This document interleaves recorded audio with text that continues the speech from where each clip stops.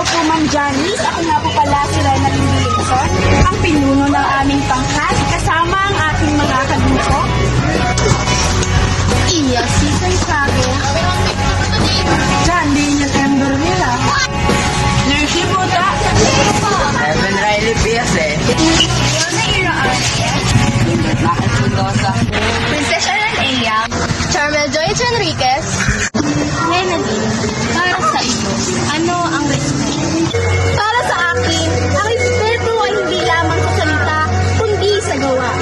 Ang respeto ay ang siyang dapat naglayin ng kahit sino mang tao dito sa mundo. Narito nga po pala ang mga halimbawa ng pagpapairal ng respeto.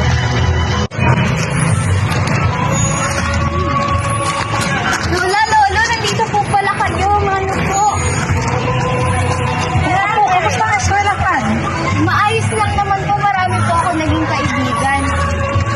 O siya, sige na ako. Tayo Iyan ay isa sa mga dapat taglayin ng isang tao. Ang paggamit ng puwat, opo at pagmamano.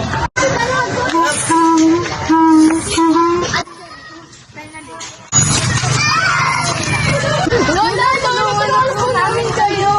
Maraming salamat mga iha. Sa isang tao, mabuting taglayin nito ang pagiging matulungin sa kanyang kapwa-tao.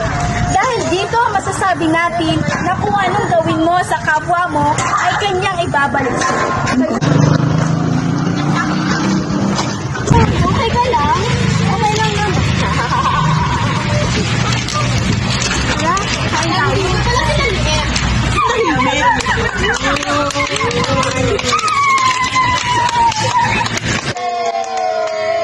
Tigil nga kayo! Halika kayo, mag-usap tayo.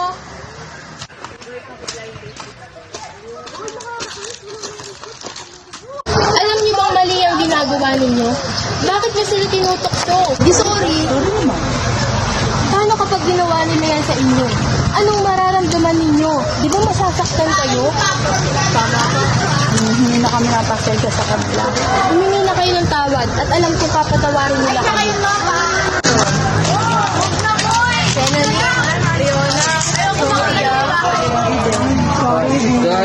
Sorry din. Pinapatawad na namin kayo. Sana magpapano kayo. Basta't lagi nating tatandaan na matuto tayong tanggapin ang panlabas o panloob man na kaanyuan ng ating kapwa.